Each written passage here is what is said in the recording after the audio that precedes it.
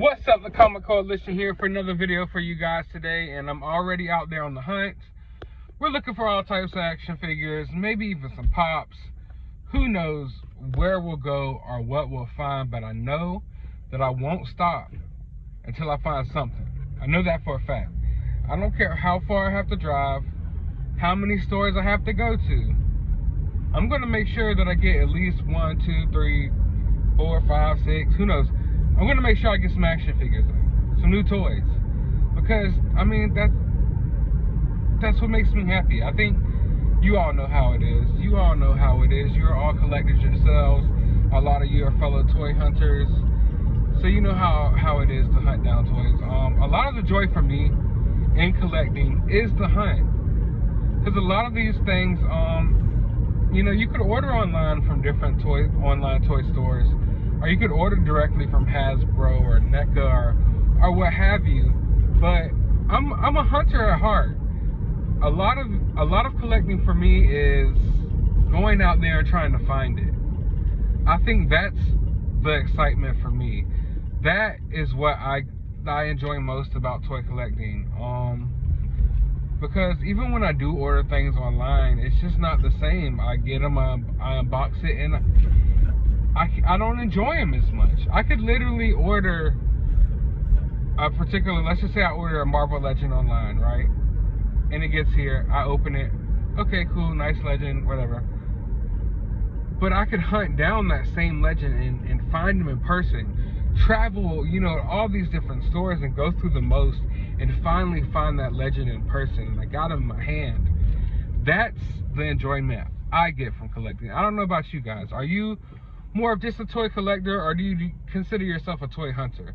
And you know, the other day I was really thinking about it in a deep way. Like, is it something like an innate, like, feeling, like an instinctual type of thing? You know, because like humans back in the day, we were hunter gatherers, you know, and things like that.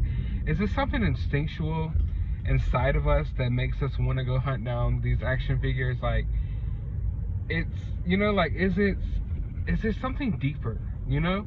Because I know a lot of toy collectors who are, you know, love toys, but they don't enjoy the hunt. They don't like going out there and looking for toys. So I totally understand that. It can be a hassle, but there's something about it deep within my being. I love going out and finding things.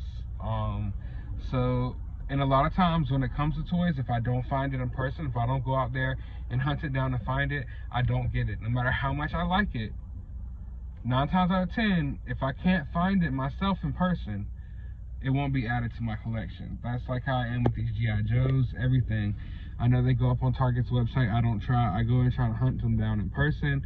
If I never find them, like I still haven't found the original Cobra Trooper, then I'll just never have it. I have too much stuff anyways.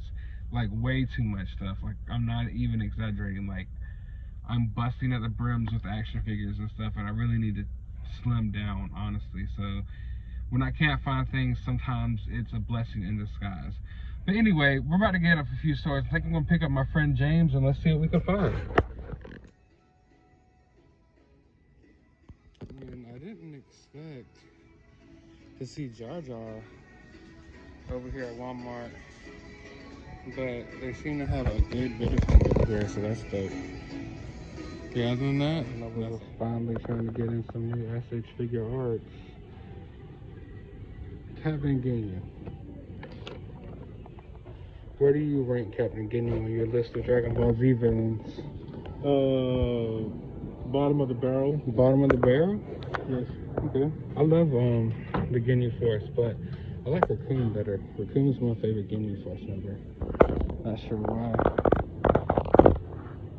Piccolo down I guess they had to take a little snack. I get it. Looks like they got in Steve Austin. Nice. Stone Cold favorite wrestler of all time.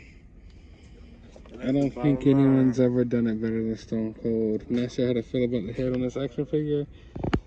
It kind of sticks out oddly amongst the rest of the figure for me. I don't know. For me, the best wrestler would have to be Triple H. He's the cerebral assassin.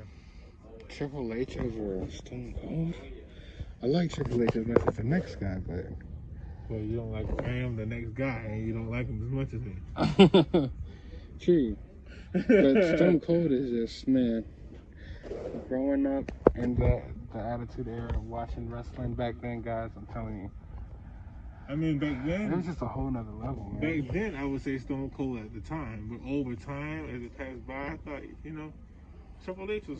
Well, Triple H is still involved in wrestling too, yeah. He's very strategic, I love Triple H. Don't get me wrong. I love DX. I never got the water spitting thing, but hey, that's his thing.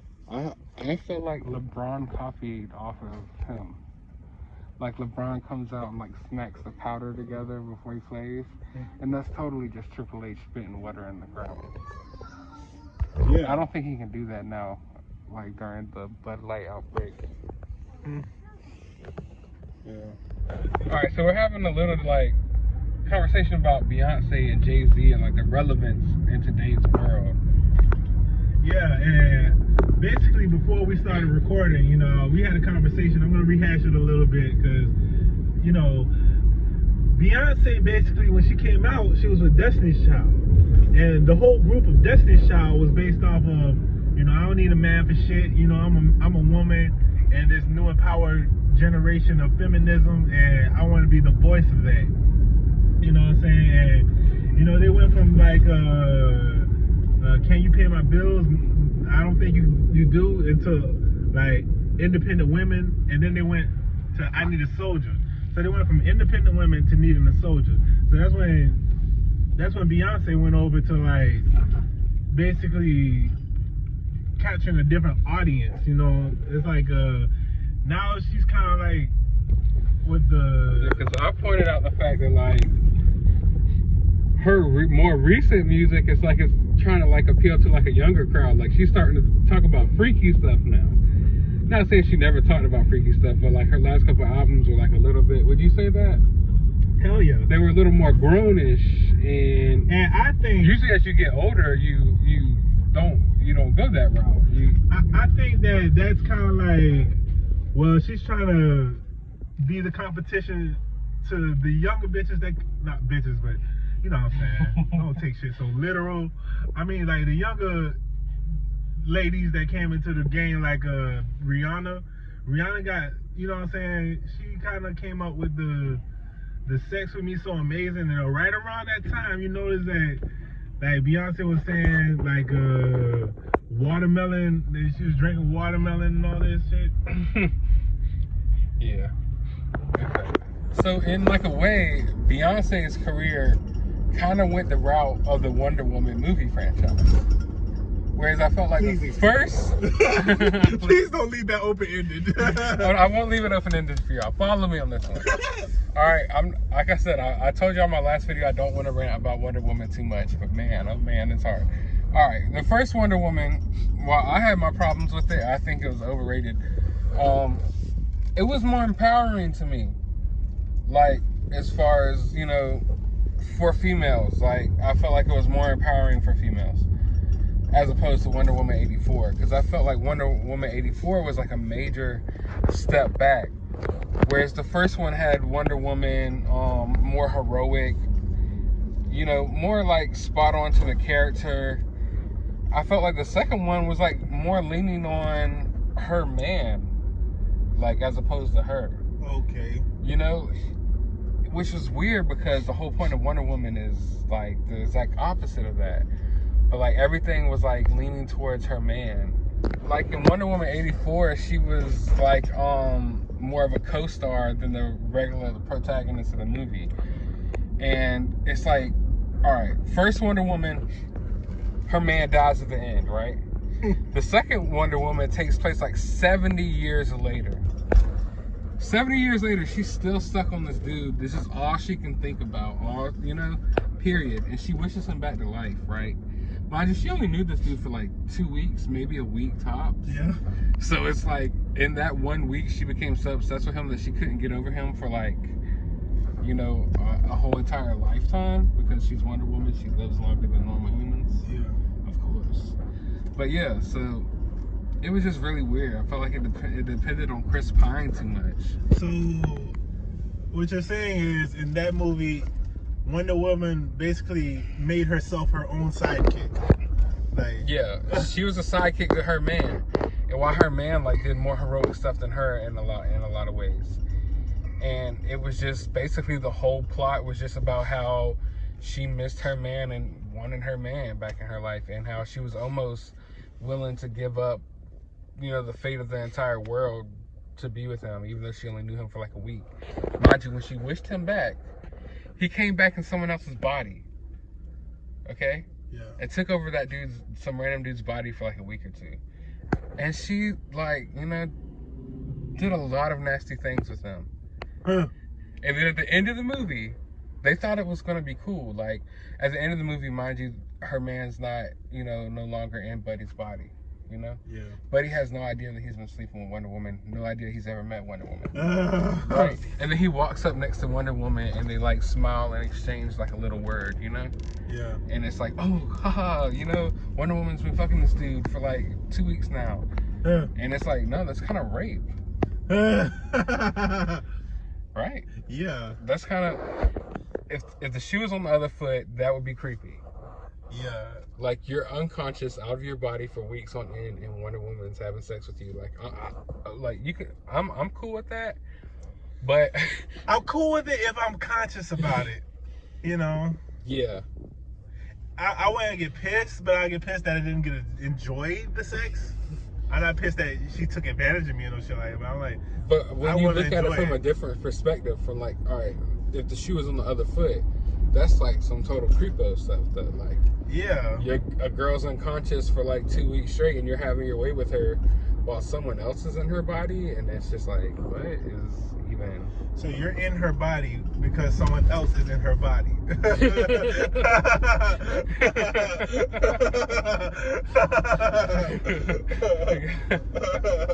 So all in all, like, basically what this was all about was we basically used Beyonce as a way to get us to Wonder Woman 84. But yeah, like I said, I felt like Wonder Woman 84, like Wonder Woman in that movie, it was not an empowering movie at all. I felt like, if anything, the character digressed. She depended on a man the whole time. And then the villain of the movie, well, let's get to that too. Yes, Cheetah. They did the stereotypical, like, weird nerd turned supervillain, like, trope with her. And her whole thing was, like, she wished that she was powerful like Wonder Woman. And what does she do? What does she do? Literally, the first man she sees, she goes crazy over him. They start doing the do, and she lets him steal the stone. Like, the dude comes in there, he's trying to steal something from him. I know you haven't seen the movie. Dude comes in, he's obviously trying to steal something from the woman, right? Yeah. She's supposed to be the strong, female empowering woman, right? He kisses her on the neck a few times. Then he asks her, hey, what about that stone? You know what I'm saying? And she's like, no, don't worry about the stone. Don't worry about the stone. Then he kisses her on the neck a few more times and grabs the stone and just steals it. While she's just like totally in bliss that a man's showing her any type of attention, to the point that she can't realize that this dude is stealing a whole artifact out of her office. Like, she's going so crazy about the fact that a man is showing her some attention and loving on her and stuff, that she just like totally oblivious to the fact that the dude who just literally, he was like, hey, what about that stone? And this stone is what the movie revolves around. It's a wishing stone. Yeah. So he's like, what about that stone? She's like, oh, don't worry about that stone. Then he kisses her on the neck like twice, and then just steals the stone and puts it in his pocket while he's kissing her neck. And she's just like loving it with her eyes closed in pure ecstasy. Has no idea that this dude is stealing artifacts. That is so weak and weak-minded. Like, I don't get it. I don't get why would you go that route with her and then proceed to like have her beating up bums, in the park who are hitting on her. It's like every dude in the movie was hitting on women as well, but the women were weak-minded. It was just weird. That's like sexist. It was sexist in both ways at the same time. Like, it was so sexist and like trying to bash men and make them all creeps. I don't know why that's to the point that it started bashing women and making them look weird and made them look like creeps as well. That's like, it's sexist towards men because it makes us look like we're these predators, and it's sexist towards women because it's like, Oh shit, they're so gullible and all this shit. Yeah, basically that's exactly what I was trying to say. Thanks for getting me there. So damn, it's just defeated the purpose. If it's sexist to both sexes, then what the fuck is it? Then it's not sexist at all, right? Then it's just not sexist at all. It's just offensive. Yeah, everybody's involved, and that's what I've seen. Like I've seen a lot of women actually stepping up this time around that didn't point out the flaws in the first Wonder Woman. They're stepping up and pointing out this stuff because I don't know what's going on. And Patty Jenkins was way more involved in this one, and I'm worried about the Star Wars franchise that she's got. I was looking at all the Star Wars the other day, you know? Yeah. And I was like just really amazed that, you know, that it's come such a long way. Like you've said, like the franchises, it's like there's no telling where it might be going, but, you know, it's a very interesting place. You know, we just got to see how it works out. And, you know, however it works out, you know, that's just what it's going to be. But hopefully they figure it out, because we can't have all type of stuff going on in the franchise. Like The Last Jedi and Rise of Skywalker. Right. Cause you just didn't want to say it. Right, I didn't want to say it. Because The Last Jedi and Skywalker, I kind of get them confused because it's kind of similar plots. I guess that's kind of the whole point of Star Wars, to continue it. But yeah. But I don't know. It's just, I feel like they kind of like crapped on each other. Yeah. It's like, I feel like The Force Awakens set up a promising trilogy. The Last Jedi crapped on The Force Awakens, and then The Rise of Skywalker crapped on The Last Jedi. I'm wondering, is it Disney dropping the ball or J.J. Abrams instead of, you know what I'm saying? Because George Lucas had the wheel. Yeah. Now Abrams has the wheel and Disney has the keys. So it's like, I say I would put more of the blame on Disney because they hired J.J. Abrams, and J.J. Abrams was only supposed to do the first movie. The 7th. Yeah, but he was supposed to do the first movie in the Disney trilogy, but then they brought him back to do the third one. Now Rian Johnson did the second one and messed it up, ruined Luke Skywalker. It is what it is. But Colin Trevorrow did was supposed to do part 3, and he actually had a script for it, and it actually looks way better than The Rise of Skywalker. Like they could have did, J.J. Abrams could have did better. I almost hate The Rise of Skywalker more than The Last Jedi because it is a worse movie, honestly. I mean, it's not as offensive to a Star Wars fan, but it's a worse movie. You mean the worst of the Star Wars franchise? When you say the worst? Okay, I got you. Yeah, because it's definitely not worse than what's that Adam Sandler movie with Al Pacino?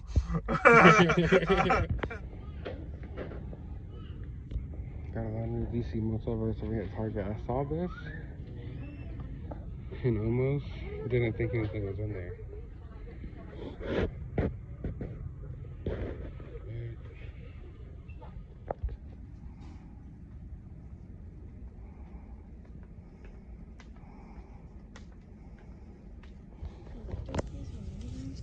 They do? So apparently they have the Ghostbusters Ectotron Ecto 1 Transformer over here, and it looks amazing, and I really want it, but man, for that price tag, I can't do it. They got some other new Transformers over here as well, but it's a beautiful figure, but $60. We're gonna have to sit on the pegs from now on. The fact that it's still on the pegs and it's 12 o'clock in the afternoon lets me know that other people felt the same way. Because I can see they got a lot of new toys in, they're all wiped out. But, yeah.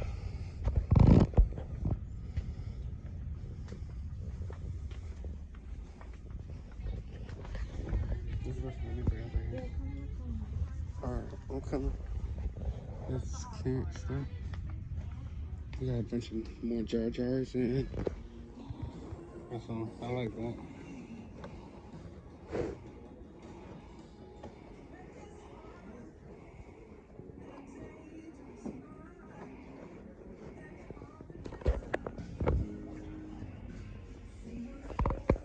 But I never got around to getting that doppelganger. We need them for my collection for sure.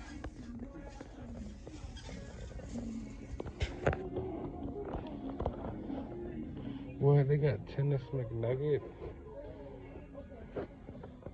I'm still behind on my pops. I definitely want tennis McNugget. I need to roam on a McDonald's game.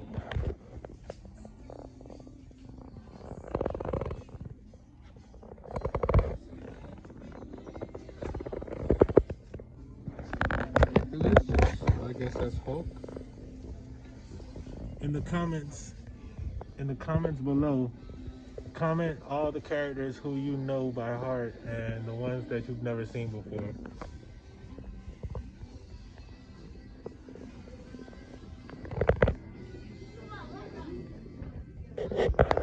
Got some new Transformers in over here as well. Optimus Primo looks dope. Cyclonus. You never really got into Transformers, did you?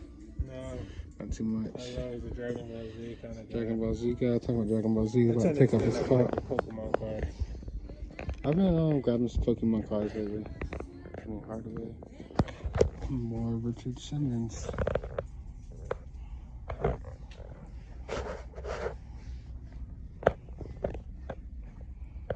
Is that Batista? No, I have no idea. It's gross, so. This movie is going to be a flop for sure. 100% guarantee. Can see it. I can 100% guarantee that Dune will be a flop. Why is Batista so big? I don't know. I'm just trying to figure out why they think people care about that movie. Venus Williams. So I actually picked up some pops today for the first time in a long time.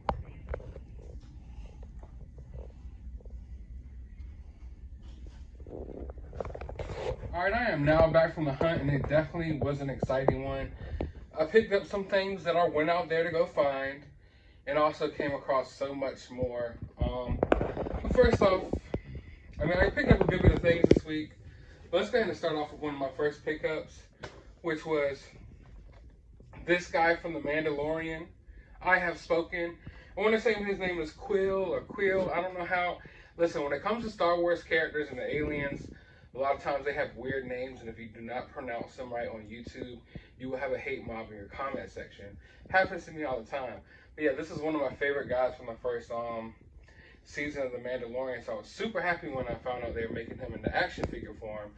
I mean, it was kind of like a given, like you should do it, but when it comes to the Black Series, they do not produce enough aliens. We get Han Solo, Luke Skywalker, Leia, over and over again. So it wouldn't have surprised me if they left this guy out. But I'm glad they decided not to do that, because this is such a cool character from the first season, such a cool alien design. Also, I was not planning on picking this up. It's something that I wanted when I saw that it was announced, but it wasn't something I was necessarily out there looking for. I almost forgot about it. But it is the Mighty Morphin Power Rangers putty. I loved Mighty Morphin Power Rangers growing up. These were the little flunky bad guys that I used to fight all the time. So I needed one in my Mighty Morphin Power Rangers collection. Also, I would love to army build with these guys. I would love to, not to get, crazy in the numbers like how we do with the stormtroopers and stuff. I don't need 20 or 30 or 40. But a good 4 or 5, a good half a dozen would be nice. But Hasbro's distribution, we all know how it is. This will probably be the only time I see this figure. So yes, I would like to army build, but unfortunately I doubt I will be able to. But I think I might be able to track down 1 or 2 more, so hopefully. Now, I've been all about action figures lately. 100% about action figures. So I've been really laying off the pops, but I decided to go to Thinkgeek, grab me the buy 2 get 1 free pops. And I was happy because there's so many pops out there that I need. Like, for one, I love Dragon Ball Z. I love Majin Buu. I really needed this Evil Buu. Something kind of off about them. Like, I know pops don't have noses and mouths most of the time, so. But it's just something weird about this guy not having a mouth or nose for me. I don't know. I'm getting, like, weird vibes from it. I don't know why. It's different, but I don't know. It's usually when it comes to pops, like I said, they don't always have nose and mouth, but something about it just seems off-putting here. But I also, like I said, I'm so behind on my pops. I need to pick up all the McDonald Pops. But I got the rocking out Ronald McDonald. Had to get this. If you're a Funko Pop fan, I mean, the ad icons is one of the most sought after lines when it comes to Funko Pops. One of my favorite lines because I love food. I love snacks. If you follow me on Instagram, you probably know that. So I was really happy to get this pop. Now, and of course, I couldn't just go in there and not pick up Vision, 70s Vision from the new WandaVision TV show. If you haven't watched it, I suggest you do. It's a little bit of a slow burn. I know some people have been upset about it. Personally, me, I loved it. I knew the tone I was going to get going into it. I love retro sitcoms. I grew up watching I Love Lucy and stuff like that. So I loved the episodes. And I know what they're doing with it. I know a lot of people want more action and superhero fights and all that. That's not the tone you're really going to get for this show, at least not starting off. But trust me, I haven't seen it yet, but I can already tell you it's going to get crazy. It's going to get insane. So I was really happy to pick up this pop. And now the moment you've all been waiting for, we're going to get down to the Transformers portion of the haul. Now, I'm not a big Transformer guy. You all know that. I don't collect Transformers really for the most part. I do buy Megatrons and I do buy Starscreens when I get the chance. But lately, you know, they put out the Transformers Red series. I am all in on that line. I love the aesthetic of those figures. I love the fact that they don't transform. It's just a better all-around action figure, at least to me. At least to me. So that's the main, when it comes to Transformers, that's the only line that I can say that I'm really collecting right now. But I'm a 90s baby, and something about Beast Wars is just extremely nostalgic to me. Came out at a special time in my life when I was a kid. And I really, really wanted to pick up some of the Beast Wars figures when I saw they were coming out. And of course, I had to pick up Cheetor, because if you're going Beast Wars, Cheetor is just that guy. Cheetor is the main Beast Wars. When I think of Beast Wars, I think of Cheetor. So when I saw this figure was announced, and I saw the cool new packaging and stuff, I was like, man, I gotta pick up a Cheetor. At least a Cheetor. At least a Cheetor. But we know how that goes. Just like when I was a kid, when I went to the, you know, to Toys R Us and stuff with my mom and with my grandparents, I would pick out an action figure. I would get a superhero, and I'd be like, man, but what? He has to have a bad guy to fight. He has to have an adversary. And that was always my ticket to getting 2 action figures most of the time. You know, most of the time when I could talk them into it. So of course I just couldn't get Cheetor without getting some villains as well. Now these characters I don't know as much as I know Cheetor, but I figured what the heck. I was there, Cheetor was there, these guys were there. Went ahead and picked these up as well. Now if Hasbro and the Black Series and if all these toy companies were doing what they're supposed to do, I probably wouldn't be picking up figures like this as much, you know, but I would be going after the Marvel Legends that I need and the G.I. Joes that I need, but it's been so hard to track those down that when I can't find them, I'm out here hunting for weeks and days. I sometimes wind up picking other random action figures up, kind of like my last video when I picked up those Transformers. So when I can't find the Marvel Legends I want and the G.I. Joes I want and the action figures that I'm really after, I always crack into a new line and wind up coming up with all types of stuff. Which, I mean, I can't complain because it diversifies my collection for sure. So I picked up, what is this? Black Arachnia. And Palotrex. Paleotrex. I don't even know these people's name. But I was really happy to pick them up. Can't wait to take them out the box and just look at the artwork on them. I love the packaging. I'm a sucker for packaging.